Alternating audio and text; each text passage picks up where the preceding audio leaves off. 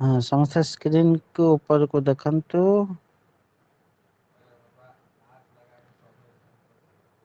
तबे एठी से कहिछि कोन ना समय होछि सर्वदा परिवर्तनशील समय बारंबार चेंज हुए सेटा का पई माने केतेबेले स्थिर होई कि रुहे नै समय।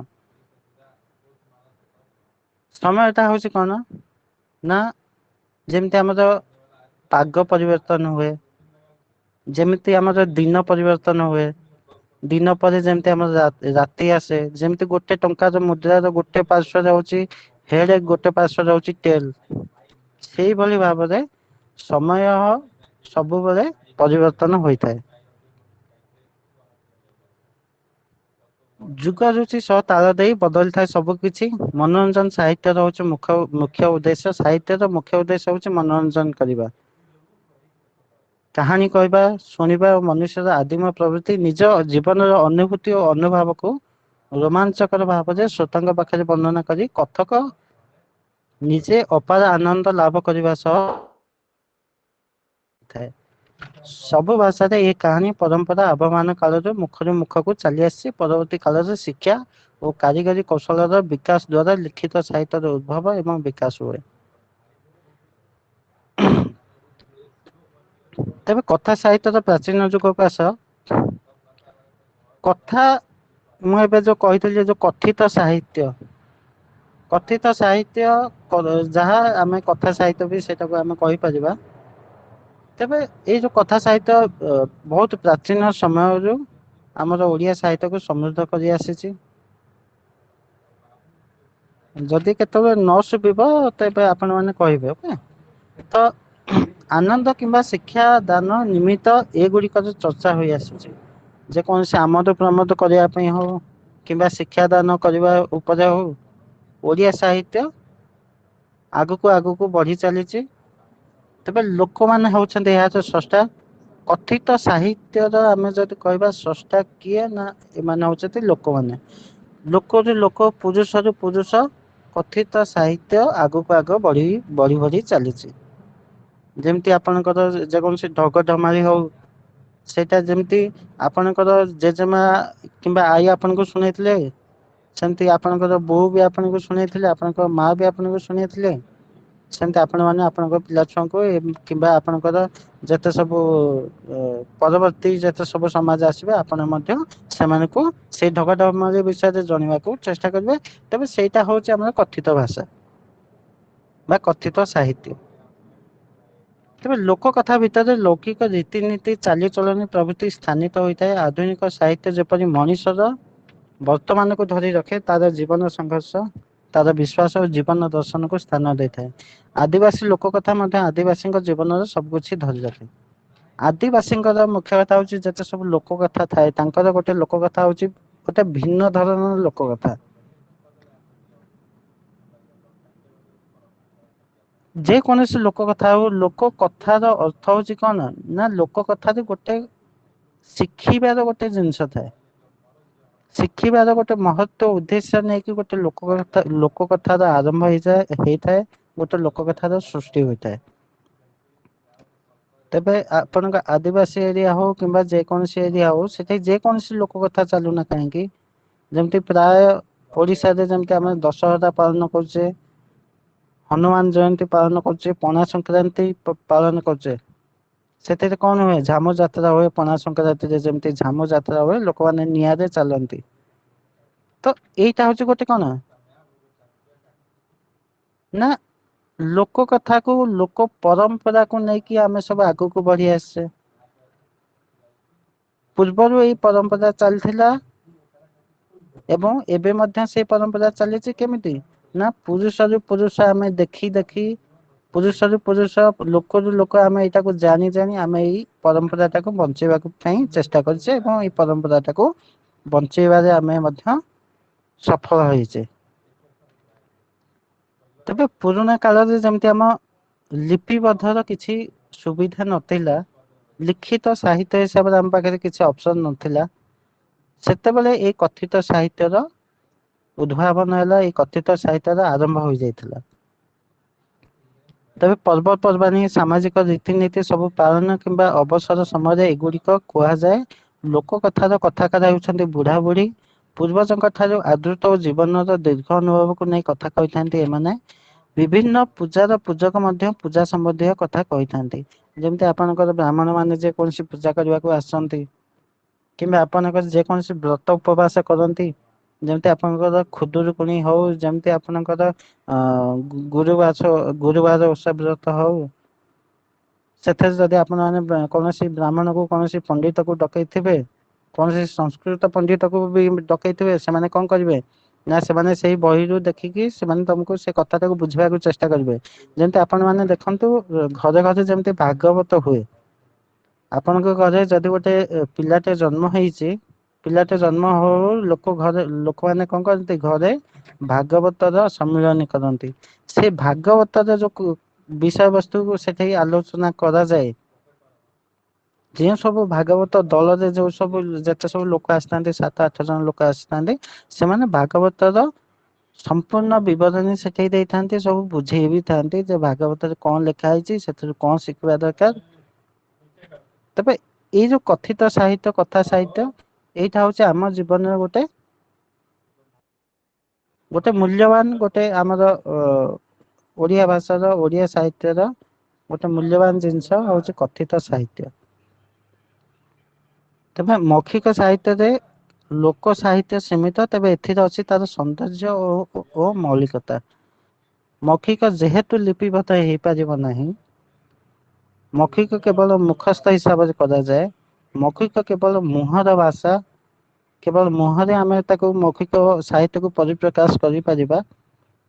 ତେବେ ମୌଖିକ ସାହିତ୍ୟରେ ଆମର ଶାଳୀନତା ଆମର କହିବାର ଶୈଳୀ ଏଇ ସବୁ ଜିନିଷ ଆମ କଥିତ ସାହିତ୍ୟର ସୌନ୍ଦର୍ଯ୍ୟ ଏବଂ ତାର ମୌଳିକତାକୁ ଦୃଷ୍ଟିଗୋଚର କରିଥାଏ। ଲୋକର ସମ୍ପର୍କ କୃଷି ସହିତ ଅତ୍ୟନ୍ତ ନିବିଡ଼। ଜଙ୍ଗଲ ଜାତ ଦ୍ରବ୍ୟ ସଂଗ୍ରହ କରି ଶିକାର ତାର ଅନ୍ୟ ପ୍ରକାର ଜୀବନ ଧାରଣ ମାନ ନିର୍ଧାରକ କରିଥାଏ। ଏସବୁ ବିଷୟ ହିଁ ତାର ଲୋକ କଥାର ବିଷୟ। ସମସ୍ତଙ୍କୁ ଶୁଭୁଛି ତ?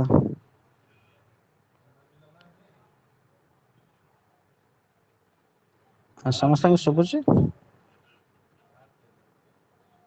ଆଜ୍ଞା ସାର୍ ଶୁଭୁଛି। ଓକେ ଆଉ ସ୍କ୍ରିନ ଦେଖା ଯାଉଛି? ଆଜ୍ଞା ସାର୍। ଓକେ।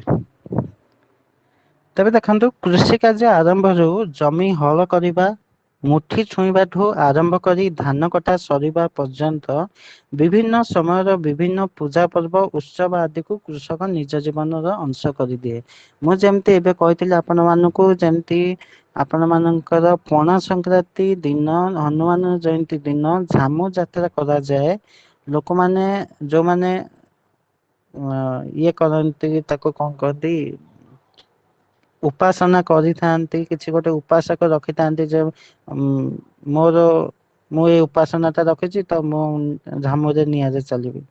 ତ ସେଇ ସମୟରେ ଆମର ଝାମୁ ଯାତ୍ରାରେ ଯୋଉ ନିଆଁରେ ଚାଲନ୍ତି ଏଇଟା ହଉଛି ଗୋଟେ ଲୋକ ପରମ୍ପରା। ଲୋକ କଥାକୁ ନେଇକି ଏଇଟା ଆମର ଆଜି ପର୍ଯ୍ୟନ୍ତ ଚାଲି ଆସିଛି ସେଇଭଳି ଭାବରେ କୃଷି କାର୍ଯ୍ୟ କେବଳ ଓଡିଶାର ନୁହଁ ପୁରା ବିଶ୍ଵର କୃଷି କାର୍ଯ୍ୟ ହଉଛି କଣ ଗୋଟେ ମୁଖ୍ୟ କାର୍ଯ୍ୟ ଗୋଟେ ମୁଖ୍ୟ କାମ। ଯଦି କୃଷି ନଥାନ୍ତା ତେବେ ଜୀବନ ବି ନଥାନ୍ତା ଆମର। ତେବେ କୃଷକ ଗୋଟେ ଚାଷ କରିବା ପୂର୍ବରୁ ଯେତେବେଳେ କି ସେ ମାନେ ତାର ସବୁ ମଞ୍ଜି ପୋତି ଥାଏ କିମ୍ବା ତାର ସବୁ ଯେତେ ସବୁ ବିହନ ବୁଣି ଥାଏ ସେଠୁ ଆରମ୍ଭ କରିକି ତାର ବିହନ କାଟିବା ପର୍ଯ୍ୟନ୍ତ ଯେତେ ସେ ତା ବିହନ ପାକଳ ହେଇଯାଏ ମନେକର ଧାନକୁ ଆମେ ଧରିବା ତେବେ ଧାନ ଯେତେବେଳେ ପାକଳ ହେଇଯାଏ ତାକୁ କାଟିବା ପର୍ଯ୍ୟନ୍ତ ତା ମଧ୍ୟରେ ସବୁ ପୂଜା ପର୍ବ ହୋଇଥାଏ ଯେମିତି ଆପଣ ଦେଖିଥିବେ ଗୋଟେ ଆସେ ଅକ୍ଷୟ ତୃତୀୟା। ଅକ୍ଷୟ ତୃତୀୟା ବିଷୟରେ ଆପଣ ମାନେ ସମସ୍ତେ ଜାଣିଥିବେ ଓଡିଶାରେ। ଅକ୍ଷୟ ତୃତୀୟା ଦିନ କଣ କରାଯାଏ? ନା ସମସ୍ତେ କୃଷକ ମାନେ ହୁଅନ୍ତୁ କିମ୍ବା ଯେ କୌଣସି ଲୋକମାନେ ହୁଅନ୍ତୁ ତାଙ୍କର ଯଦି କିଛି ଜମି ଥାଏ ସେମାନେ ସେଠିକି ଯାଆନ୍ତି ଏବଂ ସେଇ ବିଲରେ ସେଇ ଜମିରେ ସେମାନେ କିଛି ପୂଜା ଅର୍ଚ୍ଚନା କରନ୍ତି ସେଇଠି କ୍ଷୀରି ଭୋଜି ଟାଇପ ର ସେଠି କ୍ଷୀରି ପୂଜା ସବୁ କରିକି ସେଇଠି ଖାଆନ୍ତି। ତ ଏଇଟା ହଉଛି ଅକ୍ଷୟ ତୃତୀୟାର ଗୋଟେ ଆମର ଓଡିଶାର ପର୍ବପର୍ବାଣୀ ଭିତରେ କୃଷକ ପାଇଁ ଗୋଟେ ଅନ୍ୟତମ ପର୍ବ। ତେବେ ପୁଣି ଜନ୍ମ ମୃତ୍ୟୁ ବିବାହ ବ୍ରତ ଆଦି ତା ଜୀବନର ଗୁରୁତ୍ୱପୂର୍ଣ୍ଣ ସମୟକୁ ସେ ଉତ୍ସବ ମୁଖର କରିଥାଏ। ଏପରି ସମୟରେ ଗଳ୍ପ ସୃଷ୍ଟି ହୁଏ କିମ୍ବା ପାରମ୍ପରିକ ଗଳ୍ପ କଥନ ହୁଏ। ତେବେ ପାରମ୍ପରିକ ଗଳ୍ପ ଗୁଡିକରେ ନୂଆ କିଛିର ପୁନଃ ପ୍ରବେଶ ସବୁବେଳେ ଲାଗିଥାଏ। ଏଭଳି ଗଳ୍ପ କଥନ ପାରମ୍ପରିକ ଗଳ୍ପଟିକୁ ଆହୁରି ସମୃଦ୍ଧ ଓ ଜୀବନ୍ତ କରିଥାଏ। ସ୍ଥାନୀୟ ବିଶ୍ୱାସକୁ ଆହୁରି ବଳ ମିଳିଥାଏ। ତେବେ ଏଇ ଯୋଉ ସ୍ଥାନୀୟ ବିଶ୍ଵାସ ଏଠି କହିଛି, ସ୍ଥାନୀୟ ବିଶ୍ଵାସକୁ କେମିତି ବଳ ମିଳିବ ନା ଲୋକ କଥା ଯଦି ଆଗକୁ ଆଗ ଉନ୍ନତରୁ ଉନ୍ନତ ଯଦି ଅଗ୍ରସର କରି ଚାଲିବ ଏବଂ ତା ସହିତ କଣ ହବ ନା ଯଦି ସ୍ଥାନୀୟ ଲୋକମାନେ ତା ଉପରେ ବିଶ୍ୱାସ ରଖିକି ସେଇ ପରମ୍ପରା ଟାକୁ ଆଗକୁ ବଢେଇବାକୁ ଚାହିଁବେ, ତେବେ ଏ ମୌଖିକ ସାହିତ୍ୟକୁ ଏ ମୌଖିକ ଲୋକ ପରମ୍ପରାକୁ ଏ ମୌଖିକ କଥାକୁ ଆହୁରି ଅଧିକରୁ ଅଧିକ ବଳ ମିଳିଥାଏ। ତେବେ ଏଇ ବଳରୁ ସେ କଣ ହୁଏ ନା ଆଗକୁ ଆଗକୁ ବଢି ଚାଲେ ଏବଂ ଯେତେ ଆମର ସବୁ ପରବର୍ତ୍ତୀ ଯୁଗ ଆସିବେ ପରବର୍ତ୍ତୀ ସମାଜ ଆସିବେ ସେମାନେ ବି ମଧ୍ୟ କଣ କରିବେ ନା ଏଇ ଆମର ଲୋକ ପରମ୍ପରାକୁ ସେମାନେ ମଧ୍ୟ ବଞ୍ଚେଇ ରଖିବାକୁ ପାଇଁ ଚେଷ୍ଟା କରିବେ। ଆଜିକାଲି ଯେମିତି ଲୋକ ପରମ୍ପରା ପ୍ରାୟ ବୁଡି ଗଲାଣି, ଯେମିତି ଆମର ଏଠି ଗୋଟେ ଭାଗବତ ହଉଛି, ଗୋଟେ ଦାସକାଠିଆ ସଂଘ ହଉଛି, ସେଠିକି ଲୋକ ଯାଉନାହାନ୍ତି କିନ୍ତୁ ଗୋଟେ ରେକର୍ଡ ଡ୍ୟାନ୍ସ ହଉଛି ସେଠିକି ଲୋକ ମାନେ ଶହେ ଶହେ ହଜାର ହଜାର ଲୋକ ଯାଉଛନ୍ତି। ତଥାପି ଗାଁ ଗହଳିରେ ପ୍ରାୟତଃ ଆଦିବାସୀ ଏରିଆରେ ଆମ ଓଡିଆ ସଂସ୍କୃତିକୁ ବଞ୍ଚେଇବା ପାଇଁ ପ୍ରାୟ ଲୋକମାନେ ଚେଷ୍ଟା କରିଥାନ୍ତି। ତେବେ ସହରରେ ସିନା ଏଇ ସବୁ ଜିନିଷର ଅଭାବ ଦେଖୁଛେ ଆମେ, କିନ୍ତୁ ଗାଁ ଗହଳିରେ ଏ ସବୁ ଜିନିଷର ଲୋକ ପରମ୍ପରାର ଲୋକ କଥାର ଲୋକ ଗୀତିର ପରମ୍ପରା ଆଜି ମଧ୍ୟ ଚାଲି ଆସିଛି ଏବଂ ଆମେ ଆଶା ବି ରଖୁଛୁ ଯେ ଆଗକୁ ଭବିଷ୍ୟତରେ ମଧ୍ୟ ଆମର ପରପିଢି ମଧ୍ୟ ଏ ଲୋକ ପରମ୍ପରାକୁ ଆଗେଇ ନେଇ ଚାଲିବେ। ତେବେ ପୁଣି ସେଇ କଥା ସେ କହିଲା ଯେ ଲୋକକଳ୍ପର ଗନ୍ତାଘର ହଉଛି ଆଦିବାସୀ ସମ୍ପ୍ରଦାୟ ମଧ୍ୟରେ ନିହିତ ରହିଛି। ଲୋକ ଗଳ୍ପ ର ସ୍ରଷ୍ଟା ଯଦି ଆମେ କହିବା, ଯୋଉମାନେ ଆରମ୍ଭ କରିଥିଲେ ଯଦି ଆମେ କହିବା, ଯୋଉମାନେ ପ୍ରକୃତରେ ଯୋଉମାନେ ବଞ୍ଚେଇକି ରଖିଛନ୍ତି ସେମାନେ ହଉଛନ୍ତି କି ନା ଆଦିବାସୀ ମାନେ। ସେମାନେ ସେମାନଙ୍କ ମଧ୍ୟରେ ଥିବା ବିଭିନ୍ନ ସମ୍ପ୍ରଦାୟ ଭିତରେ ଅଲଗା ଅଲଗା ପ୍ରକାରର ଗଳ୍ପ ଗୁଡିକ ରହିଛି। ଯେମିତି ମଣିଷ ସୃଷ୍ଟିକୁ ନେଇ ଗଳ୍ପ ଗୁଡିକରେ ଅଛି ଯେ ତାଙ୍କର ଭଲ ଡୁମା ଦୁଇଟି ବାଉଁଶ ଗଜାରୁ ଗୋଟିକରୁ ପୁରୁଷ ଆଉ ଗୋଟିକରୁ ନାରୀ ସୃଷ୍ଟି କଲା। ତେବେ ଏଇ ଡୁମା କଥା ଆମେ ପୂର୍ବରୁ ମମତା ସେଠୀଙ୍କର କ୍ଲାସରେ ଡୁମା ଶବ୍ଦଟି ବ୍ୟବହାର କରାଯାଇଥିଲା। ଡୁମାକୁ ଆମେ କଣ କହିବା ନା ଆତ୍ମା। ଓକେ, ତ ଏଠି ଦେଖ ଗୋଟେ ଭଲ ଆତ୍ମା ଦୁଇଟି ବାଉଁଶ ଗଜା, ଦୁଇଟି ବାଉଁଶ ଗଜା ଏଠି କାହାକୁ କୁହାଯାଇଛି, ଗୋଟେ ନାରୀ କୁ କୁହାଯାଇଛି ଏବଂ ଗୋଟେ ପୁରୁଷକୁ କୁହାଯାଇଛି। ତେବେ ଦୁଇଟି ବାଉଁଶ ଗଜାରୁ ଗୋଟିକରୁ ପୁରୁଷ ଆଉ ଗୋଟିକରୁ ନାରୀ ସୃଷ୍ଟି କଲା। ଏଇ ଜିନିଷ ଟାକୁ ଭଲରେ ଦେଖନ୍ତୁ, ଯେମିତି ମଣିଷ ସୃଷ୍ଟିକୁ ନେଇକି ଗଳ୍ପ ଗୁଡିକରେ ଅଛି ମଣିଷ କେମିତି ସୃଷ୍ଟି ହେଲା। ଆଦିବାସୀଙ୍କ ହିସାବରେ, ଆଦିବାସୀଙ୍କର ଲୋକ କଥା ହିସାବରେ, ଆଦିବାସୀଙ୍କ ଭାଷାରେ ଡୁମାର ଅର୍ଥ ହଉଛି ଆତ୍ମା। ତେବେ ଏଠି ସେ ଆତ୍ମା ଟାକୁ ଗୋଟେ ଅ ପଜିଟିଭ ହିସାବରେ ନେଇଛନ୍ତି, ଗୋଟେ ଭଲ ଆତ୍ମା ହିସାବରେ ନେଇଛନ୍ତି। ତେବେ ସେ କହିଛନ୍ତି ଯେ ଭଲ ଡୁମା ଦୁଇଟି ବାଉଁଶ ଗଜାରୁ ଗୋଟିକରୁ ପୁରୁଷ ଆଉ ଗୋଟିକରୁ ନାରୀ ସୃଷ୍ଟି କଲା। ଏଠି ଯୋଉ ଦୁଇଟି ବାଉଁଶ ଗଜା, ଦୁଇଟି ବାଉଁଶ ଗଜା ହଉଛି କଣ ନା ଗୋଟେକୁ ସିଏ ନେଲେ ପୁରୁଷ, ଗୋଟେକୁ ନେଲେ ସ୍ତ୍ରୀ ହିସାବରେ, ଗୋଟେକୁ ନେଲେ ନାରୀ ହିସାବରେ, ତାଙ୍କର ମିଳନ ଫଳରେ ଆଉ ଗୋଟେ ଆତ୍ମାର ସୃଷ୍ଟି ହୁଏ। ଆଉ ଗୋଟେ ଭଲ ଆତ୍ମାର ସୃଷ୍ଟି ହୁଏ। ଆଉ ଗୋଟେ ନୂତନ ଆତ୍ମାର ସୃଷ୍ଟି ହୁଏ, ନୂତନ ଡୁମାର ସୃଷ୍ଟି ହୁଏ। କିନ୍ତୁ ବାଉଁଶ ଗଜାରୁ ମଣିଷ କେବଳ ସୃଷ୍ଟି ହୋଇଥିବା ଏ ଗଳ୍ପ ସୀମିତ ନୁହେଁ, ଗୋଟିଏ ଗଳ୍ପର ଭିନ୍ନ ଭିନ୍ନ ରୂପ ମଧ୍ୟ ଦେଖା ଯାଇଥାଏ। ତେବେ ଆଦିବାସୀ ଏଭଳି ଭାବରେ ଜଗତର ସୃଷ୍ଟି ବିଷୟରେ ମଧ୍ୟ କୌତୁହଳୀ, ତା ପାଖରେ ମଧ୍ୟ ଜଗତ ସୃଷ୍ଟିର କାରଣ ଉପରେ ଆଧାରିତ ଗଳ୍ପ ରହିଛି। ତାଙ୍କ ସୃଷ୍ଟିକାରୀ ଡୁମା ଭାବିଲେ ସୃଷ୍ଟି କରିବା, ତାର ନାରୀ ପକ୍ଷଟିଏ ସୃଷ୍ଟି କଲେ କେବଳ ଜୀବଜନ୍ତୁ କିମ୍ବା ମଣିଷ ସୃଷ୍ଟିରେ ହେଲା ନାହିଁ। ଏଭଳି ମଣିଷ ଭିତରେ ପାପବୋଧ ସୃଷ୍ଟି କରିବା ଶୋକ, ପ୍ରେମ ପ୍ରଭୃତି ବିଭିନ୍ନ ଭାବ ସୃଷ୍ଟି କରିବାର ବିଷୟ ମଧ୍ୟ ଏ ଗଳ୍ପ ଗୁଡିକରେ ସ୍ଥାନିତ। ଜନ୍ତୁ ସବୁ ହିଂସ ହେବାର ମଧ୍ୟ କାରଣ ରହିଛି। ଯେତେ ସବୁ ଆଦିବାସୀଙ୍କର ଛୋଟ ଗଳ୍ପ ହଉ କିମ୍ବା ବଡ ଗଳ୍ପ ହଉ କିମ୍ବା କୌଣସି କଥା ସାହିତ୍ୟ ହଉ, ଲୋକ କଥା ହଉ, ଲୋକ ପରମ୍ପରା ହଉ, ତ ସେଥିରେ ସେମାନେ ମଧ୍ୟ ସବୁ ଜନ୍ତୁ କୁ ନେଇକି ଯେତେ ସବୁ ବିଷୟ ବସ୍ତୁ ମଧ୍ୟ ସିଏ ଲୋକ କଥାରେ ସେମାନେ ତାକୁ ଯୋଗ କରିଥିଲେ।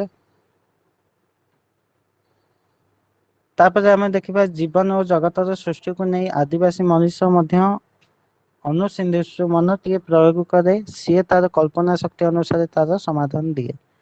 ତାକୁ ବିଶ୍ୱାସ କରେ, ଅନ୍ୟାନ୍ୟ ଧାର୍ମିକ ସିଦ୍ଧାନ୍ତ ଅପେକ୍ଷା ତାର ସିଦ୍ଧାନ୍ତ କିଛି କମ ମହତ୍ତମ ବିଷୟ ନୁହେଁ। ତାର ବିଶ୍ୱାସ ଅନୁସାରେ ସେ ସମାଜ ଓ ସଂସ୍କୃତି ନିର୍ମାଣ କରେ। ଏଠି କଣ ହଉଛି ନା, ଗୋଟେ ଯଦି ଛୁଆଟେ ଜନ୍ମ ହଉଛି, ଗୋଟେ ପିଲାଟେ ସମାଜକୁ ଆଖି ଖୋଲିକି ପ୍ରଥମେ ଯେତେବେଳେ ସେ ଆସେ, ସେ ପ୍ରଥମେ ଦେଖେ ତାର ମା କୁ, ଧୀରେ ଧୀରେ ତା ବାପାକୁ ସେ ଚିହ୍ନେ, ଧୀରେ ଧୀରେ ତାର ପରିବାରର ସବୁ ସମ୍ପର୍କକୁ ସେ ଜାଣିବା ପାଇଁ ଚେଷ୍ଟା କରେ। ପରିବାରକୁ ଜାଣିବା ପାଇଁ ଚେଷ୍ଟା କରି ସାରିଲା ପରେ, ସେ ଯେତେବେଳେ ପରିବାରକୁ ଜାଣିଦିଏ, ତାପରେ ସେଠୁ କଣ କରେ ନା, ବାହାରକୁ ବାହାରେ ସାଙ୍ଗସାଥି ତାର ହୁଏ। ଆଉ ସେ ଛୋଟ ପିଲାଟିର ସାଙ୍ଗସାଥି ହୁଅନ୍ତି। ତାପରେ କଣ ହୁଏ ନା, ଯେତେ ସବୁ ଆମେ ରୀତିନୀତି ଯେତେ ସବୁ ପୂଜା ବ୍ରତ କରୁଛେ ସିଏ ଦେଖେ। ଦେଖିଲା ପରେ ସେ କଣ କରେ ନା, ସିଏ ପୁଣି ଆମେ ଯେମିତି କରୁଛେ, ଯୋଉ ଭଳିଆ ଭାବରେ ଆମେ କୌଣସି ଗୋଟେ ପରମ୍ପରାକୁ ଆଗକୁ ବଢେଇବା ପାଇଁ ଚେଷ୍ଟା କରୁଛେ, କୌଣସି ଗୋଟେ ପରମ୍ପରାକୁ ଆମେ ଅତି ଭଲ ଭାବରେ ଆମ ଅଙ୍ଗାଙ୍ଗୀ ସହିତ ନିଭେଇବା ପାଇଁ ଚେଷ୍ଟା କରୁଛେ, ସେ ମଧ୍ୟ ସେଇ ଜିନିଷକୁ ଦେଖି ଦେଖି ସିଏ ମଧ୍ୟ ତାକୁ ନିଜ ପରବର୍ତ୍ତୀ ପିଢିକୁ, ନିଜ ପରବର୍ତ୍ତୀ ସମାଜକୁ ଏଇ ସବୁ ଜିନିଷ ଲୋକ ପରମ୍ପରାକୁ ସେ ଆଗେଇବା ପାଇଁ ସେ ମଧ୍ୟ ତା ମାଇଣ୍ଡରେ ତାକୁ ସ୍ଥିର କରେ ଏବଂ ତାକୁ ଆଗକୁ ବଢିବା ପାଇଁ ଚେଷ୍ଟା କରିଥାଏ। ତେବେ ସେ କଣ କରେ ନା, ସେଇ ଲୋକଟି ହଉ ସେ ପିଲାଟି ହଉ ସମାଜ ଆଉ ସଂସ୍କୃତି କୁ ଆଗକୁ ନିଦର୍ଶନ ଦିଏ, ଆଗକୁ ବଢିବା ପାଇଁ ଚେଷ୍ଟା କରିଥାଏ। ତେବେ ଆଦିବାସୀ ଦେବତା ଶିବଙ୍ଗ ସୃଷ୍ଟିର ନିର୍ମାଣ କଥା, ଆଦିବାସୀଙ୍କ ହିସାବରେ ତାଙ୍କର ଯୋଉ ଯିଏ ଦେବତା ଅଛନ୍ତି ଶିବଙ୍ଗା, ସୃଷ୍ଟିର ନିର୍ମାଣ କଥା କର୍ତ୍ତା। ଯେମିତି ଆମର ଆମେ କହିପାରିବା, ଆମର ଯେମିତି ହିନ୍ଦୁ ଧର୍ମରେ ସୃଷ୍ଟିର ନିର୍ମାଣ କଥା କିଏ, ଯେମିତି ସୃଷ୍ଟି ନିର୍ମାଣ କଲେ ବ୍ରହ୍ମା, ପାଳନ କର୍ତ୍ତା ହେଲେ ଆମର ବିଷ୍ଣୁ, ସଂହାର କର୍ତ୍ତା ହେଲା ଆମର ମହାଦେବ। ତେବେ ଆଦିବାସୀଙ୍କ ହିସାବରେ ଆଦିବାସୀଙ୍କ ଦେବତା ହଉଛନ୍ତି ଶିବଙ୍ଗା, ଯିଏକି ସୃଷ୍ଟିର ନିର୍ମାଣ କର୍ତ୍ତା। ତାଙ୍କର ଆକାର ନାହିଁ, ଆମେ ଯେମିତି କହିବା ଭଗବାନଙ୍କର ଆକାର ନାହିଁ, ସେମିତି ୟାଙ୍କର ବି ଆକାର ନାହିଁ। ୟାଙ୍କର ଭଗବାନଙ୍କର ନାମ ହଉଛି ଶିବଙ୍ଗା। ପାଞ୍ଚ ସାତଟି ଶାଳ ଗଛ ଏକାଠି ଥିଲେ ତାହା ତାଙ୍କ ନିବାସ ସ୍ଥଳୀ ମନେ କରାଯାଏ। ତେବେ ଆଦିବାସୀଙ୍କର ଦେବତା ଯୋଉ ଶିବଙ୍ଗା, ତାଙ୍କ ନିବାସ ସ୍ଥଳୀ ଆମେ କୋଉଠି ମାନି ପାରିବା ନା, ଯଦି ପାଞ୍ଚ ସାତଟି ଶାଳ ଗଛ ଏକାଠି ହୋଇଥାନ୍ତି, ଏକାଠି ହୋଇଥିବ, ତେବେ ସେଇ ଜାଗାଟାକୁ ଆମେ କହିବା ଆଦିବାସୀ ଦେବତା ଶିବଙ୍ଗଙ୍କର ନିବାସ ସ୍ଥଳୀ। ଯେମିତି ଆମର ବିଭିନ୍ନ ଦେବାଦେବୀ ଅଛନ୍ତି ହିନ୍ଦୁ ଧର୍ମରେ, ତାଙ୍କର ନିବାସ ସ୍ଥଳୀ କହିବାକୁ ଗଲେ ଆମେ ସାଧାରଣତଃ ଭାବରେ କଣ ବୁଝୁ ନା, ମନ୍ଦିର। ମୁସଲମାନଙ୍କର ମସଜିଦ, ଖ୍ରୀଷ୍ଟିଆନ ମାନଙ୍କର ଗିର୍ଜା। ସେଇଭଳି ଭାବରେ ଏଠି ଆଦିବାସୀ ଦେବତା ଶିବଙ୍ଗାକୁ ତୁଳନା କରାଯାଇଛି, ସିଏ ତାଙ୍କର ଆକାର ନାହିଁ, ସିଏ ହଉଛନ୍ତି ଶୂନ୍ୟ ଦେବତା।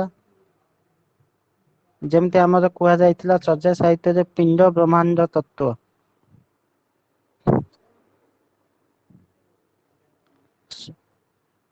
ପୃଥିବୀ ହଉଛି ଶୂନ୍ୟ। କୋଉଠି ଆମେ ଜାଣିଥିଲେ ନା, ପଞ୍ଚସଖା ଯୁଗରେ ଆମେ ଜାଣିଥିଲେ। ସେଇଭଳି ଭାବରେ ଆଦିବାସୀ ମାନେ ତାଙ୍କ ଦେବତାକୁ ଶୂନ୍ୟ ରୂପରେ ଦେଖନ୍ତି, ତାଙ୍କର ଆକାର ନାହିଁ। ତେବେ ସେଇ ତାଙ୍କରି ଦେବତାଙ୍କ ପାଖରେ ସେ ସବୁ ତାଙ୍କର ଗୁହାରି କରିଥାନ୍ତି। ତାଙ୍କ ଦେବତା ଶିବଙ୍ଗ, ଆଦିବାସୀଙ୍କର ଦେବତା ଶିବଙ୍ଗା ତାଙ୍କର ସୃଷ୍ଟିକର୍ତ୍ତା, ପାଳନକର୍ତ୍ତା ଏବଂ ରକ୍ଷାକର୍ତ୍ତା, ସଂହାରକର୍ତ୍ତା ସବୁ ସିଏ। ତେବେ ଆଧୁନିକ କଥା ସାହିତ୍ୟରେ ଗୋଟେ ବଡ ବୈଶିଷ୍ଟ୍ୟ ହଉଛି ସମାଜ ଓ ସଂସ୍କୃତିକୁ ଚିତ୍ରଣ କରିବା। ବିଭିନ୍ନ ଆଦିବାସୀ ଗଳ୍ପରେ ସେଭଳି ପ୍ରାକୃତିକ ବିକାଶ ଦ୍ୱାରା ଦେଖିବାକୁ ମିଳିଥାଏ। ବିଭିନ୍ନ ଦେବୀଙ୍କ ସୃଷ୍ଟି ମୂଳରେ ଅଛି କିଛି ନା କିଛି କାହାଣୀ। ଯେତେ ସବୁ ଆପଣ ମାନେ ଦେଖିଥିବେ ଆପଣଙ୍କର ଗ୍ରାମ ଦେବତୀ ସବୁ ଗାଁ ରେ ଆପଣ ଦେଖିଥିବେ, ଗାଁ ର ଆରମ୍ଭରୁ ହଉ କିମ୍ବା ଶେଷରୁ ହଉ ଆପଣ ମାନେ ଦେଖିବେ ଗ୍ରାମ ଦେବତୀ ଗୋଟେ ମନ୍ଦିର ଥାଏ, ଗ୍ରାମ ଦେବତୀଙ୍କ ମନ୍ଦିର ଥାଏ। ତେବେ ଆପଣ ମାନେ ଆପଣଙ୍କର ଯେତେ ସବୁ ପୂର୍ବ ପୁରୁଷ ଅଛନ୍ତି, ଯେତେ ସବୁ ଆପଣଙ୍କର ପୁରୁଣା କାଳିଆ ଲୋକ ଅଛନ୍ତି ଜେଜେମା, ଆଈ, ଆପଣ ମାନେ ସେମାନଙ୍କୁ ପଚାରିବେ ଯେ ୟାଙ୍କର ମହତ୍ଵ କଣ? ତେବେ ସେ ଆପଣଙ୍କୁ ନିଶ୍ଚିନ୍ତ ଭାବରେ ୟାଙ୍କ ବିଷୟରେ ନିଶ୍ଚିନ୍ତ ଭାବରେ ସେ କହିବେ ଯେ ଏଇ ଗ୍ରାମ ଦେବତୀ ଇଏ ପୂଜା କରିଥିଲା ତ ତାର ଏଇ ମନସ୍କାମନା ପୂର୍ଣ୍ଣ ହେଲା। ସିଏ ଏମିତି କରିଥିଲା, ସିଏ କିଛି ପାପ କରିଥିଲା, ସେ ଯାଇକି ଗ୍ରାମ ଦେବତୀ ପାଖରେ ମୁଣ୍ଡିଆ ମାରିଲା ତ ତାର ପାପ କ୍ଷମା ହେଇଗଲା। ଏ ସବୁ ଭଳି କିଛି ନା କିଛି ଆପଣ ମାନେ କାହାଣୀ ଶୁଣିବାକୁ ମିଳିବ। ତେବେ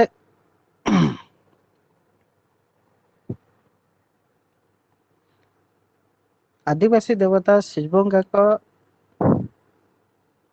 ଅବସ୍ଥାନ ଯେମିତି ଆମେ ଦେଖିବା 5ଟି ବା 7ଟି ଶାଳ ଗଛର ଏକାଠି ହେଇଥିଲେ। ଏଠି ମଧ୍ୟ ସେ କହିଛନ୍ତି ଯେ ତାଙ୍କର ଅବସ୍ଥାନ ହଉଛି ସେ ଯେତେବେଳେ ଆଦିବାସୀଙ୍କର ଗୁହାରି ଶୁଣନ୍ତି, ଯେତେ ଆସିକି ଆଦିବାସୀ ମାନେ ତାଙ୍କ ଭଗବାନ ଶିବଙ୍କୁ ଡାକନ୍ତି, ସେତେବେଳେ ତାଙ୍କ ଗୁହାରି ଶୁଣି ଶିବଙ୍ଗା ଭଗବାନ ମର୍ତ୍ତ୍ୟକୁ ଆସିଥାନ୍ତି ଏବଂ ସେମାନଙ୍କ ଆବଶ୍ୟକତା ଅନୁସାରେ ସେମାନଙ୍କୁ ଫଳ ଦେଇଥାନ୍ତି, ଆଶୀର୍ବାଦ ଦେଇଥାନ୍ତି। ତେବେ ଆଦିବାସୀ ମାନଙ୍କୁ ଯେ ସବୁ ଗୋଷ୍ଠୀ ହଇରାଣ କରନ୍ତି, କଷ୍ଟ ଦିଅନ୍ତି, ସେମାନଙ୍କୁ ସେ ମଧ୍ୟ ଦଣ୍ଡ ଦେଇଥାନ୍ତି। ଏଇ ସବୁ ଜିନିଷ ହଉଛି ଆଦିବାସୀ ମାନଙ୍କର ବିଶ୍ଵାସ ଏବଂ ତାଙ୍କର ପରମ୍ପରା। ତେବେ ବିଭିନ୍ନ ଲୋକ ଗଳ୍ପରେ ଯେମିତି ଈଶ୍ୱର ପାର୍ବତୀ ବାଟରେ ଯାଉ ଯାଉ କାହାର ଦୁଃଖ ଦେଖି ଓହ୍ଲାନ୍ତି, ଆଶୀର୍ବାଦ କରନ୍ତି, ସମାଧାନ କହିଦିଅନ୍ତି ପ୍ରଭୃତି ଦୃଶ୍ୟ ଭଳି ଶିବଙ୍ଗାଙ୍କ ସେଭଳି ଆବିର୍ଭାବ, ସେ ମଧ୍ୟ ତାଙ୍କ ପତ୍ନୀଙ୍କ ସହ ସ୍ୱର୍ଗରେ ରହି ଆଦିବାସୀଙ୍କ କଥା ଶୁଣନ୍ତି। ସମାଜରେ ନାରୀ ପୁରୁଷର ବିବାଦ ଭଳି ଆଦିବାସୀ ଗଳ୍ପରେ ତାଙ୍କର ଦେବତା ପତି ପତ୍ନୀଙ୍କ ଭିତରେ ମଧ୍ୟ କଳହ ହୁଏ। ଯେମିତି ଆମେ ସବୁ ଦେଖିଛେ ଆମର ଯେତେ ସବୁ ଭଗବାନ ଅଛନ୍ତି, ଯେମିତି ଆମର ପ୍ରଭୁ ଜଗନ୍ନାଥ ହୁଅନ୍ତୁ କିମ୍ବା ମା ଲକ୍ଷ୍ମୀ ହୁଅନ୍ତୁ କିମ୍ବା ମା ପାର୍ବତୀ ହୁଅନ୍ତୁ କିମ୍ବା ମହାଦେବ ହୁଅନ୍ତୁ, ସବୁ ଭଗବାନଙ୍କର ପତି ପତ୍ନୀ ଭିତରେ ଯେମିତି ଝଗଡା ହୁଏ, କଳହ ହୁଏ, ସେମିତି ଶିବଙ୍ଗା ଭଗବାନଙ୍କର ତାଙ୍କ ପତ୍ନୀ ମଧ୍ୟରେ ମଧ୍ୟ କଳହ ହେଇଥାଏ। ଆଦିବାସୀ ସଂସ୍କୃତିର ପାହାଡ, ପର୍ବତ, ନଦୀ, ଝରଣା, ଗଛଲତା, ମାଟି, ଆକାଶ ସମସ୍ତେ ହଉଛନ୍ତି ଦେବାତ୍ମା। ଆଦିବାସୀ ମାନଙ୍କ ପାଇଁ ଆପଣ ମାନେ ଯେମିତି ପଢିଥିଲେ ଯେ ପରିବେଶ ବିଜ୍ଞାନରେ ଚିପକୋ ଆନ୍ଦୋଳନ, ଯେତେ ସବୁ ଆନ୍ଦୋଳନ ହେଇଥିଲା ପରିବେଶକୁ ନେଇକି, ପ୍ରାୟ ସବୁଥିରେ ସଂଶ୍ଲିଷ୍ଟ ଥିଲେ କୋଉମାନେ ନା ଆଦିବାସୀ ମାନେ। ତେବେ ଆଦିବାସୀ ମାନେ କାହିଁକି ଜଙ୍ଗଲ ପରିବେଶକୁ କାହିଁକି ଅଧିକ ଭଲ ପାଉଛନ୍ତି? ନା ମୁଖ୍ୟ କାରଣ ହଉଛି କଣ ନା ସେମାନେ ଜଙ୍ଗଲକୁ, ସେମାନେ ପରିବେଶକୁ, ସେମାନେ ଗଛ ଲତାକୁ, ସେମାନେ ଜୀବଜନ୍ତୁକୁ ଗୋଟେ ଗୋଟେ ଦେବାତ୍ମା ହିସାବରେ ଭାବିଥାନ୍ତି, ଦେବାତ୍ମା ହିସାବରେ ପୂଜା କରିଥାନ୍ତି। ସେମାନେ ପାହାଡକୁ ପୂଜା କରିଥାନ୍ତି, ସେମାନେ ଗଛକୁ ପୂଜା କରିଥାନ୍ତି, ସେମାନେ ଆମର ସାଧାରଣ ଭାବରେ ନାଗ ସାପକୁ ତ ଏଇ ସବୁ ଜିନିଷକୁ ଦେଖିବାକୁ ଗଲେ ଆଦିବାସୀଙ୍କ ହିସାବରେ ମାଟି, ଆକାଶ, ଗଛ ଲତା, ନଦୀ, ଝରଣା, ପଶୁ ପକ୍ଷୀ ସମସ୍ତେ ହଉଛନ୍ତି ଗୋଟେ ଗୋଟେ ଦେବାତ୍ମା। ସମସ୍ତଙ୍କ ଶୁଭ ଦୃଷ୍ଟି ତାଙ୍କର କାମ୍ୟ। ଡୁମା ଖୁସି ହେଲେ ସବୁ ଭଲ ହୁଏ, ଡୁମା ରାଗିଲେ ସବୁ ଅନର୍ଥ ହୁଏ। ରୋଗ ବ୍ୟାଧି ଦୁଃଖ ଦୁର୍ବିପାକ, ଅନାବୃଷ୍ଟ, ଫସଲ ନଷ୍ଟ, ଗାଈ ଗୋରୁଙ୍କ ମୃତ୍ୟୁ, ମୃତ୍ୟୁଠୁ ଆରମ୍ଭ କରି ମଣିଷର ଜୀବନ ଶେଷ କରିବା ପର୍ଯ୍ୟନ୍ତ ଅନର୍ଥ ହୋଇଥାଏ। ଯଦି ଆତ୍ମା ଖୁସି ହୁଏ, ତେବେ ସବୁ ଖୁସି। ଯଦି ଆତ୍ମା ରାଗିଯାଆନ୍ତି କିମ୍ବା ଆତ୍ମା ଅ କୌଣସି କଷ୍ଟରେ ଥାଏ, ତେବେ ସେଥିରେ କଣ ହୁଏ ନା ତାଙ୍କର ଯେତେ ଭଗବାନ ଭଗବାନ ଯିଏ ଅଛନ୍ତି ତାଙ୍କର କିଏ? ଶିବାଙ୍ଗ। ଭଗବାନ ଶିବାଙ୍କୁ ଯେତେ ଆସିକି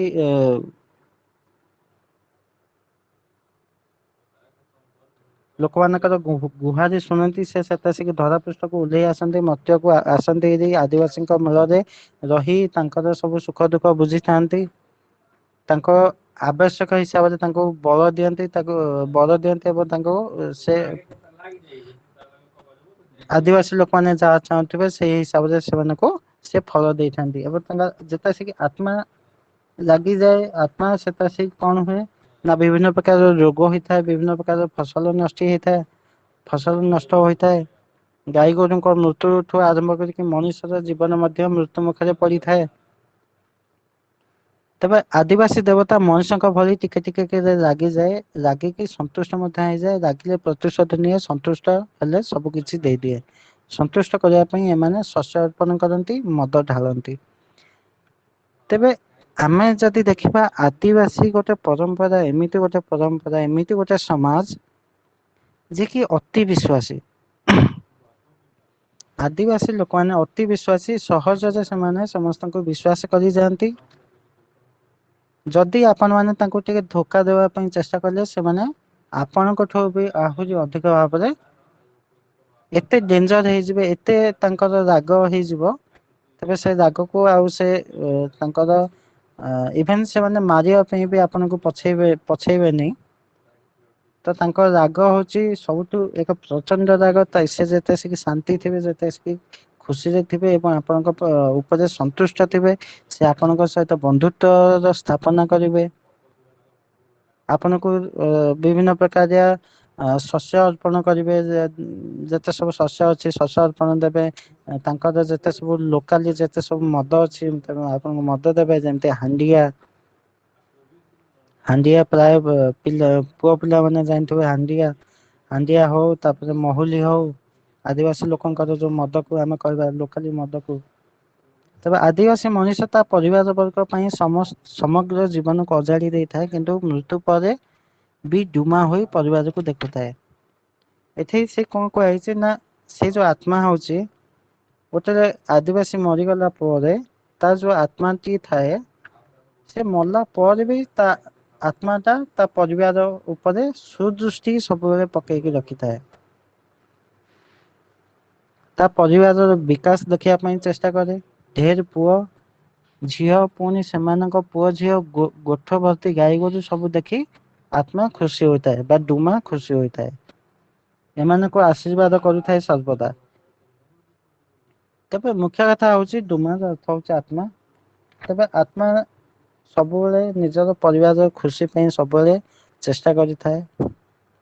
ନାରୀ ଆଦିବାସୀ ସମାଜର ମର୍ଯ୍ୟାଦାର ସହ ବଞ୍ଚିପାରେ, ସ୍ଵଚ୍ଛନ୍ଦରେ ନିଜର ପ୍ରେମ ପ୍ରକାଶ କରିପାରେ, ତା ମନ ପସନ୍ଦର ପୁରୁଷ ବାଛି ନେଇପାରେ, ପର୍ବପର୍ବାଣୀରେ ନିଜ ଅନୁସାରେ ଗାଇପାରେ, ନାଚିପାରେ, ମଦ ପିଏ, ପର୍ବପର୍ବାଣୀର ବିଭିନ୍ନ ଅଙ୍ଗ ମଧ୍ୟ ହୋଇପାରେ, ସଭା ସମିତିରେ ଭାଗ ନେଇପାରେ, ନିଜସ୍ୱ ମତ ପ୍ରକାଶ କରିପାରେ, ଜୀବନ ସାଥୀ ପ୍ରତି ମନ ଉଣା ହେଲେ ତାକୁ ଛାଡି ଅନ୍ୟ ପୁରୁଷକୁ ସାଥି କରିପାରେ। ତା ସମାଜ ତା ସହ ଠିଆ ହୁଏ। ବାଘ ଖାଇ ଯାଇଥିବା ପତ୍ନୀ ବିହନୀ ଅନ୍ୟ ଜଣଙ୍କର ପତିକୁ ବାଘ ଖାଇଥିଲେ ସିଏ ତାକୁ ବିବାହ କରିପାରେ। ଏଠି କଥାଟା ଶୁଣନ୍ତୁ, ଏଠି କଣ ନା ଆମର ମଧ୍ୟପ୍ରଦେଶରେ ଗୋଟେ ଜାଗା ଅଛି, ସେଠି ଯେମିତି ଆମର ଗୋଟେ ପରମ୍ପରା ଅଛି, ସେଠି କଣ ହୁଏ ନା ପିଲାମାନେ 5 ବର୍ଷରୁ ଆରମ୍ଭ କରିକି 15-16 ବର୍ଷ ପର୍ଯ୍ୟନ୍ତ, 15-16 ବର୍ଷ ପର୍ଯ୍ୟନ୍ତ ଯେତେ ସବୁ ପିଲାପିଲି ମାନେ ଥାଆନ୍ତି, ସେମାନେ ଝିଅ ହୁଅନ୍ତୁ କିମ୍ବା ପୁଅ ହୁଅନ୍ତୁ, ଯାଇକି ଗୋଟିଏ ଜାଗାରେ ରୁହନ୍ତି। ସେଇଠି ସେମାନେ ପାଠ ପଢନ୍ତି, ଏକା ସାଙ୍ଗରେ ଶୁଅନ୍ତି, ତାପରେ ସେଇଠି ତାଙ୍କର ଅ ପ୍ରେମ ସମ୍ପର୍କ ଯଦି କାହା ସହିତ ଗଢି ଉଠିଲା, ତେବେ ସିଏ ତାଙ୍କର ଜୀବନ ସଙ୍ଗିନୀ ହିସାବରେ ସେ ତାଙ୍କୁ ମାନି ନିଅନ୍ତି ଏବଂ ପରେ ସେମାନେ ବିବାହ ବନ୍ଧନରେ ବାନ୍ଧି ହୋଇ ତାପରେ ନିଜ ଘରକୁ ପ୍ରତ୍ୟାବର୍ତ୍ତନ କରିଥାନ୍ତି। ତେବେ ଏଇ ଜିନିଷ ରୁ କଣ ହୁଏ ନା, ସେଠି କେବେ ସେ ଅଞ୍ଚଳରେ ସେ ଆଦିବାସୀ ଲୋକଙ୍କ ହିସାବରେ କେବେ କୌଣସି ଝିଅ ମାନେ କୌଣସି ଆକ୍ରୋଶର ଶିକାର ହେଇନାହାନ୍ତି। କୌଣସି ଝିଅ ମାନେ କୌଣସି କୌଣସି ଖରାପ ପୁଅର ଆଖିରେ ନଜରରେ ଆସିନାହାନ୍ତି। ତେବେ ଆଦିବାସୀ ଲୋକ ମାନଙ୍କର ସାଧାରଣ ନାରୀ ମାନଙ୍କର ସ୍ଵାଧୀନତା ସେଠି ଥାଏ। ସେମାନେ ନିଜ ହିସାବରେ ନାଚିଥାନ୍ତି, ଗାଇଥାନ୍ତି। ସେମାନେ ସେଇ ଲୋକମାନଙ୍କ ମେଳରେ ମଧ୍ୟ ମଦ ବି ପିଇଥାନ୍ତି। ସବୁ ମିଟିଂ ଯେତେ ସବୁ ସମିତି ଥାଏ, ସେଥିରେ ମଧ୍ୟ ସେ ଭାଗ ନେଇ ପାରନ୍ତି। ସବୁ ପର୍ବପର୍ବାଣିୀରେ ଯେତେ ସବୁ ନାଟକ ହୁଏ, ଯେତେ ସବୁ ନାଚ ହୁଏ, ସେଥିରେ ମଧ୍ୟ ସେ ନିଜେ ସେ ମଧ୍ୟ ପାର୍ଟିସିପେଟ କରନ୍ତି। ଏଠି ତାପରେ ଦେଖାଯାଇଛି ଯେ ବାଘ ଖାଇଯାଇଥିବା ପତ୍ନୀ ବିଭିନ୍ନ ଅନ୍ୟ ଜଣଙ୍କର ପତିକୁ ବାଘ ଖାଇଥିଲେ ସିଏ ତାକୁ ବିବାହ କରିଥାଇପାରେ। ଯଦି ଜଣଙ୍କର ପତ୍ନୀଙ୍କୁ ଗୋଟେ ବାଘ ଖାଇଯାଇଛି ଏବଂ ଆଉ ଜଣଙ୍କର ପତିକୁ ଗୋଟେ ବାଘ ଖାଇଯାଇଛି। ଜଣେ ପତ୍ନୀକୁ ବାଘ ଖାଇଗଲା ଏବଂ ଆଉ ଗୋଟେ ଜାଗାରେ ଗୋଟେ ପତିକୁ ବାଘ ଖାଇଗଲା। ତେବେ ଏଇ ଦୁଇଟାର ୟାଙ୍କର ଯିଏ ବଞ୍ଚିଲେ ସ୍ଵାମୀ ପତି ବା ସ୍ଵାମୀ ୟାଙ୍କର ଯିଏ ବଞ୍ଚିଲେ ସ୍ତ୍ରୀ। ତେବେ ଏଇ ଦୁଇ ଜଣଙ୍କ ମଧ୍ୟରେ ମଧ୍ୟ ବିବାହ ବିବାହ ହୋଇପାରେ। ତେବେ ଆଦିବାସୀ ସମାଜର ନାରୀ ଜୀବନରେ ହାର ମାନେ ନା ସେ ବଞ୍ଚିବା ପାଇଁ ଲଢିଥାଏ। ଲଢେଇରେ ସୁଆଦ ଅନୁଭବ କରେ ପୁରୁଷ ସହ କାନ୍ଧ ମିଳାଇ ଶ୍ରମ କରିଥାଏ। ଆପଣ ମାନେ ଦେଖିଥିବେ ଯେତେ ସବୁ ଆଦିବାସୀ ହୁଅନ୍ତୁ କିମ୍ବା ଗାଁ ଗହଳିରେ ଆପଣ ମାନେ ଦେଖିଥିବେ ଯେତେ ସବୁ କୃଷକ ହୁଅନ୍ତୁ ତାଙ୍କର ପରିବାରର ଯେତେ ସବୁ ନାରୀ ମାନେ ଅଛନ୍ତି ସେମାନେ ମଧ୍ୟ ବିଲ ବାଡିକୁ ଯାଆନ୍ତି କାମ କରିବା ପାଇଁ। ସେମାନେ ମଧ୍ୟ ଯାଇକି କୌଣସି ରାଜମିସ୍ତ୍ରୀ କାମ ହଉ କୌଣସି ଘର କାମ ହଉ ସେମାନେ ମଧ୍ୟ ଯାଇକି ସବୁଠି କର୍ମ କରିଥାନ୍ତି। ତେବେ ଶ୍ରମ ଉତ୍ପାଦନର ସଂସ୍କୃତ ହେଉଛି ଆଦିବାସୀ ସଂସ୍କୃତି। ପୃଥିବୀକୁ ଫସଲ ଭରା କରିବାରେ ସ୍ୱପ୍ନର ବିଭୋର ସିଏ ଆଖିର ଦୃଶ୍ୟମାନ ସୀମା ପର୍ଯ୍ୟନ୍ତ ସେ ତାର ଫସଲ ଭରା କ୍ଷେତ ଦେଖିବାରେ କଳ୍ପନାରେ ମୁଗ୍ଧ ହେଇଥାଏ। ପ୍ରାଣ ଭୋଗ ଆଦିବାସୀ ଜୀବନର ସବୁଠାରୁ ବଡ ବୈଶିଷ୍ଟ୍ୟ। ଜୀବନକୁ ଭୋଗ କରିବାର ପ୍ରବଣତା ଏ ମଣିଷକୁ ଅଲଗା କରି ଠିଆ କରିଥାଏ। ବାର୍ଦ୍ଧକ୍ୟରେ ଉପନୀତ ଜଣେ ମଣିଷ ତଥାପି ଗୋଟେ ଦିନ ବଞ୍ଚିଛି। ଆଜିର ଏଇ ଜୀବନକୁ ତେଣି ବଞ୍ଚିବାକୁ ଚେଷ୍ଟା କରେ ମନେ କରେ ଜୀବନ ଅଛି ବୋଲି ସିନା ସବୁ ଅଛି। ଆମର ଜୀବନ ଅଛି ବୋଲି ଆମେ ସବୁ କିଛି କରିପାରୁଛେ। ଯେମିତି ଆପଣ ମାନେ କିଛି ସାହାଯ୍ୟ କରିବା ପାଇଁ ଚାହୁଁଛନ୍ତି କୌଣସି ଅ ଗରିବକୁ ସାହାଯ୍ୟ କରିବା ପାଇଁ ଚାହୁଁଛନ୍ତି କିମ୍ବା କୌଣସି ସୋସିଆଲ ୱାର୍କ କରିବାକୁ ଚାହୁଁଛନ୍ତି। ଯେମିତି ଆମର ଗୋପବନ୍ଧୁ ଦାସ କହିଥିଲେ କଣ କହିଥିଲେ ନା ମିଶୁ ମୋର ଦେହ ଏ ଦେଶ ମାଟିରେ ଦେଶ ବାସୀ ଚାଲି ଯାଆନ୍ତୁ ପିଠିରେ। ଏଠି ଗୋପବନ୍ଧୁ ଦାସ ସେ ନିଜର ସର୍ବସ୍ୱ ତ୍ୟାଗ କରିଥିଲେ। ତାଙ୍କର ପୁଅ ଯେତେବେଳେ ସିକି ରୋଗରେ ପଡିଥିଲା ସେତେ ବସିକି ମଧ୍ୟ ସେ ଗୋପବନ୍ଧୁ ଦାସ ଅନ୍ୟ ଗୋଟେ ଜାଗାରେ ଯାଇକି ସେଠି ସାହାଯ୍ୟ କରିଥିଲେ। ଯେତେ ସିକି ସେ ଫେରି ଆସନ୍ତି ତ ଦେଖନ୍ତି ତାଙ୍କ ପୁଅ ଆଉ ନାହିଁ ଦୁନିଆରେ। ତେବେ ଏଠି ଯୋଉ ଆମ କଥାଟା କହିଛି ପ୍ରଥମ କହୁଛି କଣ ନିଜେ ବଞ୍ଚିବା ଦରକାର। ପ୍ରଥମେ ନିଜେ ବଞ୍ଚ ତାପରେ ଅନ୍ୟକୁ ବଞ୍ଚାଅ।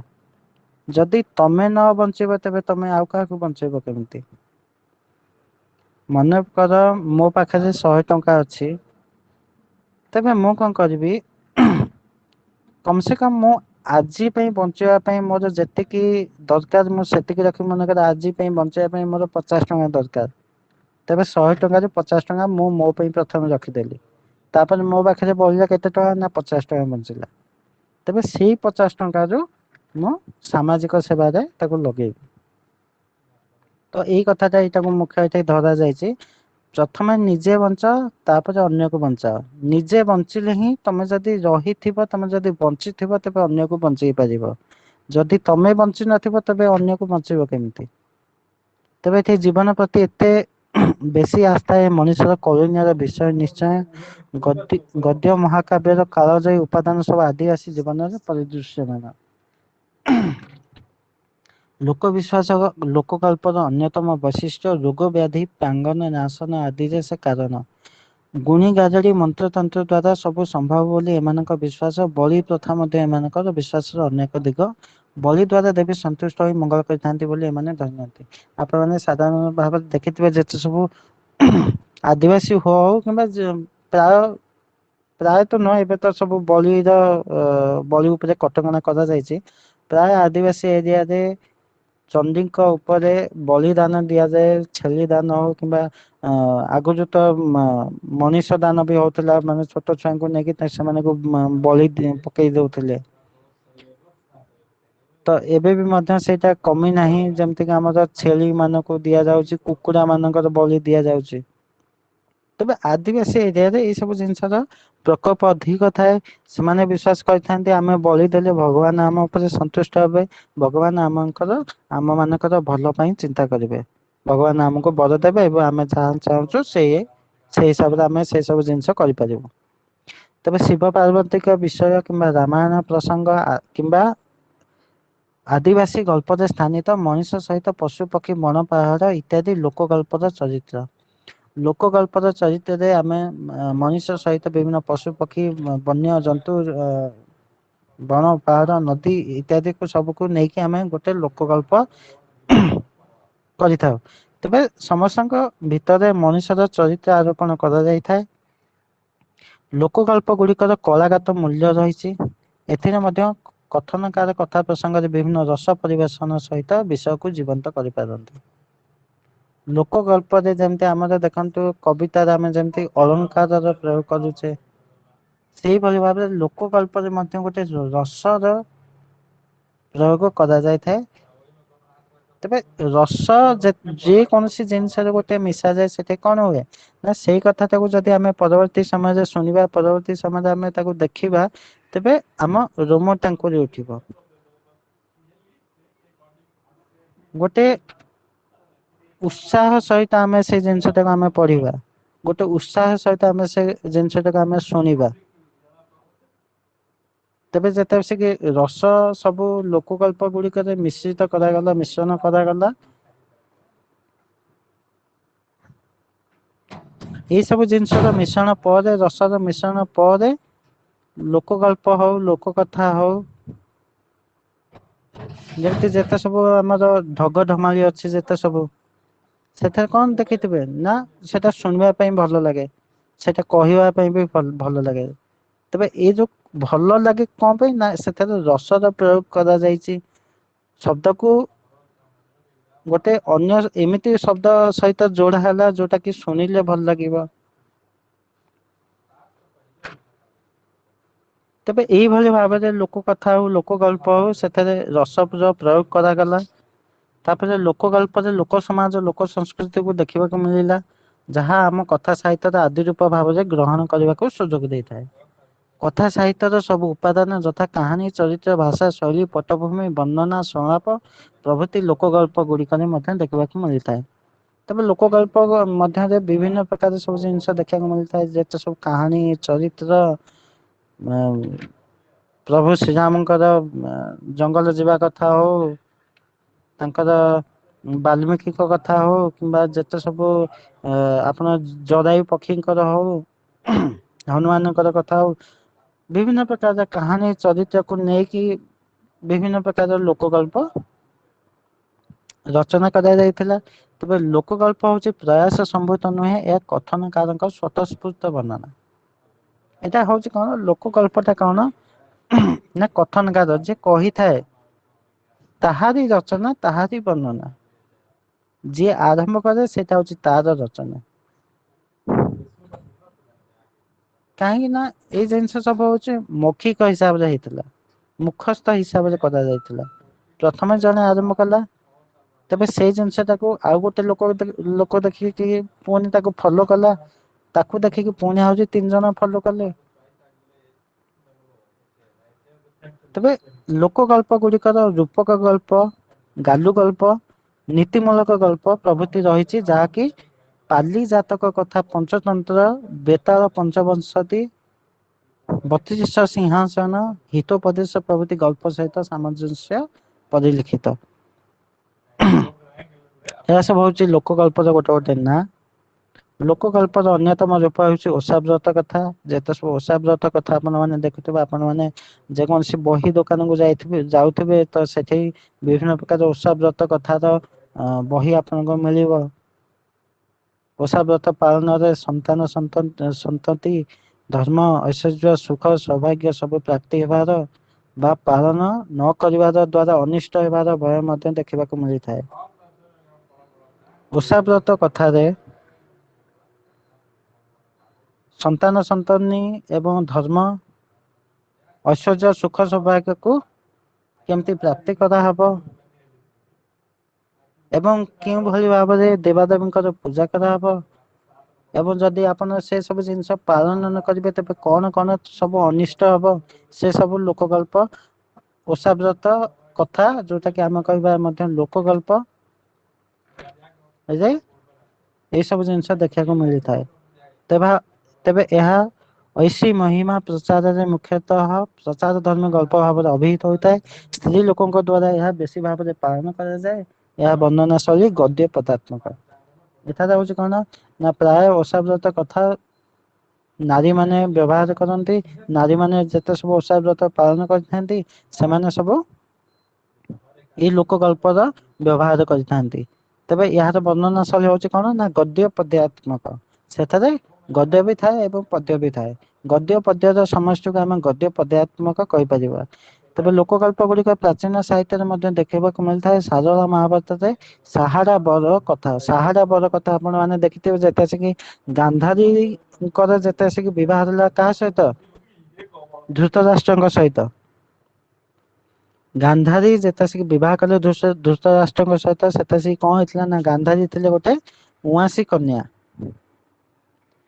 ତେବେ ସେତେବେଳର ଲୋକ ପ୍ରଚଳନ ହିସାବରେ ଯଦି ଗୋଟେ ଉଆଁଶୀ କନ୍ୟା ଥାଏ ତାକୁ ପ୍ରଥମ ଗୋଟେ ସାହାଡା ଗଛ ସହିତ ବିବାହ କରିବାକୁ ପଡିଥାଏ। ଯଦି ସେ ସାହାଡ ଗଛ ସହିତ ବିବାହ ନ କରିବ ଯଦି ଡାଇରେକ୍ଟ ସେ କୌଣସି ପୁରୁଷକୁ ବିବାହ କଲା ତେବେ ସେ ପୁରୁଷଟି ସେଇଠି ସାଙ୍ଗେ ସାଙ୍ଗେ ମୃତ୍ୟୁବରଣ କରିବ। ତେବେ ଏଇ ଲୋକ ପ୍ରଚଳିତକୁ ନେଇକି ଗାନ୍ଧାରୀ କୁ କଣ କରାଗଲା ନା ସାହାଡା ଗଛ ସହିତ ପ୍ରଥମେ ବିବାହ କରାଗଲା। ଯେତେ ସିକି ସାହାଡା ଗଛ ସହିତ ଗାନ୍ଧାରୀ ବିବାହ ହେଲା ତାପରେ ସାହାଡା ଗଛଟି ତୁରନ୍ତ ମରିଗଲା ତାପରେ ଯାଇକି ସିଏ ଧୃତ ରାଷ୍ଟ୍ରଙ୍କୁ ବିବାହ କରିଥିଲେ। ତ ସାରଳା ମହାଭାରତରେ ଏମିତି ଯେମିତି ସାହାଡା ବର କଥା ହେଇଗଲା ସତ୍ୟ ଆମ୍ବ କଥା ହେଇଗଲା ବିଲୁଆ ଦମ୍ପତି କଥା ହେଇଗଲା କୋକୁଆ ଭୟ କଥା ହେଇଗଲା ଦାଣ୍ଡି ରାମାୟଣରେ ଆପଣ ମାନେ ଦେଖିଥିବେ ଗୁଣ୍ଡୁଚି ମୂଷା ଉପାଖ୍ୟାନ କୁକୁଟିର ବରଲାଭ କଥା ଆଦି ଭାଗବତରେ ବିଭିନ୍ନ ଗଳ୍ପର ଉପାସ୍ଥାନ ମଧ୍ୟ ଲୋକ ଗଳ୍ପର ରହିଛି। ତେବେ ମାଦଳା ପାଞ୍ଜିରେ ବିଭିନ୍ନ କାହାଣୀ ମଧ୍ୟ ଲିପିବଦ୍ଧ ହୋଇ ରହିଛି। ଏଥିରେ ପାଞ୍ଜି ଲେଖିବାର ଶୈଳୀର ସୀମାବଦ୍ଧତା ଥିବାରୁ କାହାଣୀ ଗୁଡିକ ଯଦିଓ ଆକର୍ଷଣୀୟ ଶୈଳୀରେ ନୁହେଁ ତେବେ ବି ଚୋଡଗଙ୍ଗ ଦେବଙ୍କ ବିଷୟରେ ଶିବେଇ ସାଆନ୍ତରାଙ୍କ କ୍ଷୀରି ଖାଇବା କାଶିଆ କପାଳ ଭେଟ ପୁରୁଷୋତ୍ତମ ଦେବଙ୍କ କାଞ୍ଚି ଅଭିଯାନ ପ୍ରଭୃତି କଥା ଗୁଡିକ କାହାଣୀ ଭିତରେ ବହୁମୂଲ୍ୟ ଥାଏ। ତେବେ ଚକଡା ପଥି ଚଇନି ଚକଡା କିମ୍ବା ଗୁମୁସର ରାଜବଂଶାବଳୀ ର କାହାଣୀ ଗୁଡିକ ଅତ୍ୟନ୍ତ ମଧ୍ୟ ଗୁରୁତ୍ୱପୂର୍ଣ୍ଣ ହେଇଥାଏ। ସୋମନାଥ ବ୍ରତ କଥା କଥା ସାହିତ୍ୟରେ ବିଶେଷ ସ୍ଥାନ ଅଧିକାର କରେ ଏହାକୁ ମଧ୍ୟ ବଡ ଓଷା କୁହାଯାଏ। ତେବେ ଆଜି ଆଉ ଅଧିକ ପଢେଇ ହବନି ହଁ ଆଉ ଟିକେ ଅଛି ସାରିଦବା। ଆଉ ଟିକେ ଅଛି ନିଜେ ନିଜେ ନିଜେ ପଢିଦବା ଆଉ ଗୋଟିଏ ପେଜ ଅଛି। ତ ଏବେ ଆମର ରାଜଲକ୍ଷ୍ମୀ ପ୍ରଧାନଙ୍କର କ୍ଲାସ ଟି ଏବେ ଆରମ୍ଭ ହେଇଯିବ ତ ସେଥିପାଇଁ ଆମେ ଏଠି ଲେଟ ନକରିବାଟା ବେଟର ହବ 10ଟା ହେଇଗଲାଣି ତାଙ୍କ 10ଟା ଆସିକି ରାଜଲକ୍ଷ୍ମୀ ପ୍ରଧାନଙ୍କର କ୍ଲାସ ଅଛି ସମସ୍ତେ ଆଟେଣ୍ଡ କରନ୍ତୁ ଟେଲିଗ୍ରାମ ରେ। ତ ଆପଣ ମାନେ ସମସ୍ତେ କୁ ମୁଁ ଅନୁରୋଧ କରୁଛି ଆପଣ ମାନେ ସମସ୍ତେ ଟେଲିଗ୍ରାମ କୁ ଯାଆନ୍ତୁ। ଓକେ ଟେଲିଗ୍ରାମରେ ଯାଇକି ସେଠି ଆପଣ ରାଜଲକ୍ଷ୍ମୀ ପ୍ରଧାନଙ୍କର ଆଜି ସାୟଦ କଣ ମାନେ ଓଡିଆ ବିଷୟରେ କିଛି କ୍ଲାସ ଥିବ ତ ଆପଣ ମାନେ ଯାଇକି ଓଡିଆ କ୍ଲାସ ଆଟେଣ୍ଡ କରନ୍ତୁ। ତ ସମସ୍ତଙ୍କୁ ବହୁତ ବହୁତ ଧନ୍ୟବାଦ ଯୋଉମାନେ ଯୋଗ ଦେଲେ। ଆଉ ମୁଁ ଆଉ ଗୋଟେ କଥା କହି ରଖିବି ଯେମିତି ଆମର ଆସାଇନମେଣ୍ଟ ଆମେ ଦେଇ ରଖିଛୁ ACC2 ର ବ୍ଲକ 1 ଯୋଗାଯୋଗ ବିଷୟରେ ତ ଆସାଇନମେଣ୍ଟ ଆପଣ ମାନେ ଜମା କରିଦେବେ ସେଟା ବେଶୀ କିଛି ନୁହଁ ଗୋଟିଏ ପେଜରେ ଆପଣଙ୍କର ଆସାଇନମେଣ୍ଟ ଶେଷ ହେଇଯିବ। ଗୋଟିଏ ପେଜରେ ସେ 5ଟା କୋଶ୍ଚିନ୍ ଦିଆଯାଇଛି 5ଟା କୋଶ୍ଚିନ୍ ପ୍ରତି କୋଶ୍ଚିନ୍ ର ମାର୍କ ହଉଛି 4 ମାର୍କ ଟୋଟାଲ ହଉଛି 20 ମାର୍କ ର ଆସାଇନମେଣ୍ଟ ଦିଆଯାଇଛି। ଗୋଟିଏ ପେଜରେ କେବଳ ଗୋଟିଏ କୋଶ୍ଚିନ ର ଗୋଟେ ଆନ୍ସର ଆପଣ ମାନେ ମାକ୍ସିମମ୍ 4 ରୁ 5 ଲାଇନ ଲେଖିବେ। ତା ସହିତ ମୁଁ ଆଉ ଗୋଟେ କଥା କହି ରଖିବି ଯେ 3 ତାରିଖର ଦିନ 11ଟା 59 ରେ ଆସାଇନମେଣ୍ଟ ଲିଙ୍କ ଟା ଅଟୋମେଟିକାଲି ଡିସେବଲ ହେଇଯିବ ଅଟୋମେଟିକାଲି ସେ ଲିଙ୍କ ଟା କଟିଯିବ ତ ତା ପୂର୍ବରୁ ଆପଣ ମାନେ ଆସାଇନମେଣ୍ଟ ଜମା କରିବା ପାଇଁ ଚେଷ୍ଟା କରିବେ। ତା ସହିତ ଆଉ ଗୋଟେ କଥା କହିବି ଯେ ସେଇ 3 ତାରିଖ ବୋଲି କାଲି କାଲି ରାତି 8ଟାରୁ ଆରମ୍ଭ କରିକି ଆମର 8ଟା 12 ପର୍ଯ୍ୟନ୍ତ ମାତ୍ର 12 ମିନିଟ 12 ମିନିଟରେ ଆପଣଙ୍କର ACC2 ବ୍ଲକ 1 ର ମଧ୍ୟ ଗୋଟେ ଏକ୍ଜାମ କରାଯାଉଛି ସେଥିରେ 30ଟା କୋଶ୍ଚିନ୍ ଅଛି 30ଟା କୋଶ୍ଚିନ୍ କୁ 12 ମିନିଟ ଦିଆଯାଉଛି। ତ ସବୁ କୋଶ୍ଚିନ୍ ସବୁ ଇଜି ବହୁତ ଇଜି ହିସାବରେ ଦିଆଯାଇଛି ଆପଣ ମାନେ କାଲି ଆଟେଣ୍ଡ କରିବେ ରାତି 8ଟାରୁ 8ଟା 12 ତା ପୂର୍ବରୁ ଆପଣ ମାନେ ତାକୁ ଓପନ କରିପାରିବେନି କି ତାପରେ ବି ଆପଣ ମାନେ ଓପନ କରିପାରିବେନି ତ ସେଇ ଟାଇମରେ ଆପଣ ମାନେ ଏକ୍ଜାମ ଦିଅନ୍ତୁ ଏବଂ ଆସାଇନମେଣ୍ଟକୁ ତା ପୂର୍ବରୁ ଜମା କରନ୍ତୁ। ତେବେ ଏଇଠି ଆମେ ଏଇ କ୍ଲାସଟିକୁ ଶେଷ କରିବା ସମସ୍ତଙ୍କୁ ବହୁତ ବହୁତ ଧନ୍ୟବାଦ ଥ୍ୟାଙ୍କ ୟୁ।